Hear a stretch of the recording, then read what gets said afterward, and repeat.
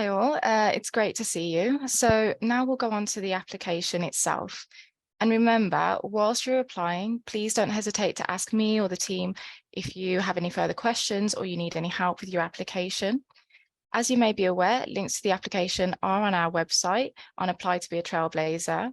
Again, if you have any difficulty in locating it, please let me know. And what you can see here is the bronze application form. And here you can see the solution forms, which are similar.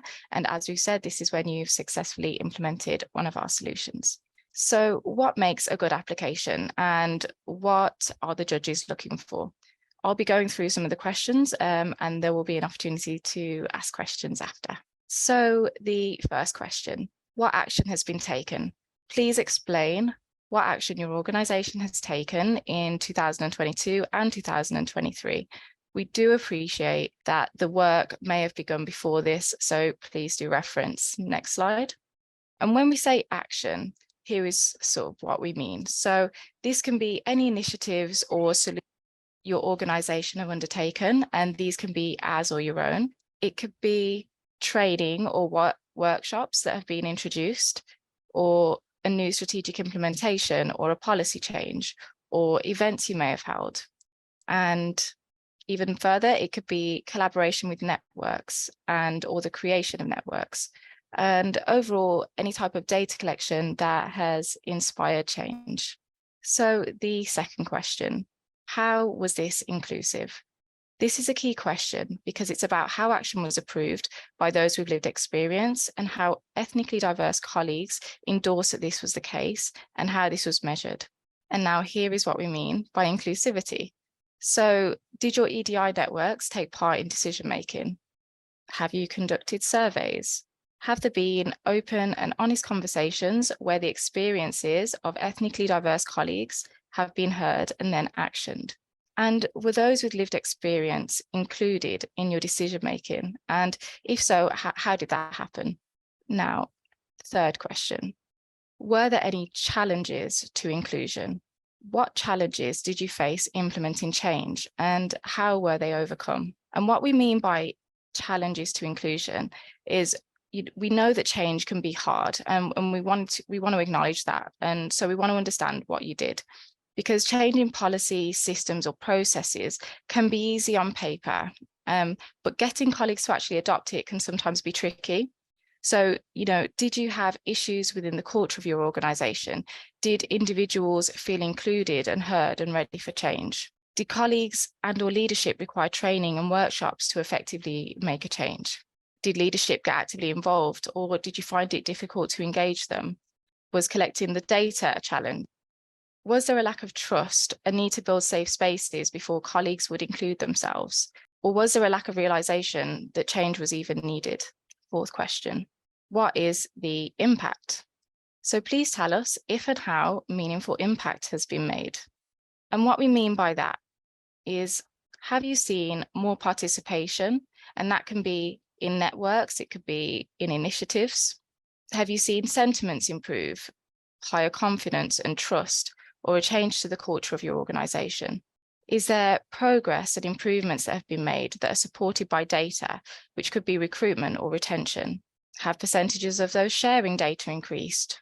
Are colleagues taking more opportunities and getting actively involved? And are colleagues actively endorsing the changes that you're making? So on to the fifth question. So how has this impacted colleagues? This is a crucial question. So please provide how meaningful impact has been determined by ethnically diverse colleagues. And what we mean by how it impacts colleagues is, are you seeing a higher satisfaction and safety expressed within the work environment? Are you seeing, again, higher recruitment, retention, and/or promotion?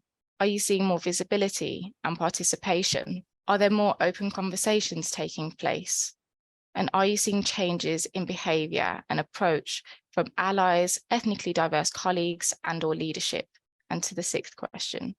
So how is this different? Why is this new or different for your organisation? And what we mean by new or different is, to get different outcomes, we need to do things differently. So we need to compare how your organisation was before. What's new and what have you changed? Have you tried a new strategy, a new approach, or a different type of communication with your teams? Have you tried new initiatives or ways of working that you might not otherwise have employed? And on to the 7th question. Why was this brave? Why was this action or activity brave for your organization? And here is what we mean by brave. Was there taking on of more responsibility and accountability that hadn't been done before? Were the conversations and the honesty about the improvements that needed to be made?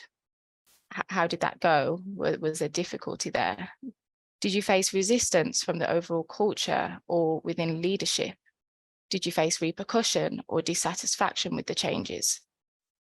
Did it require retraining, which can take time and an allocation of resources? Did it require real involvement and consideration in areas that had not been looked at?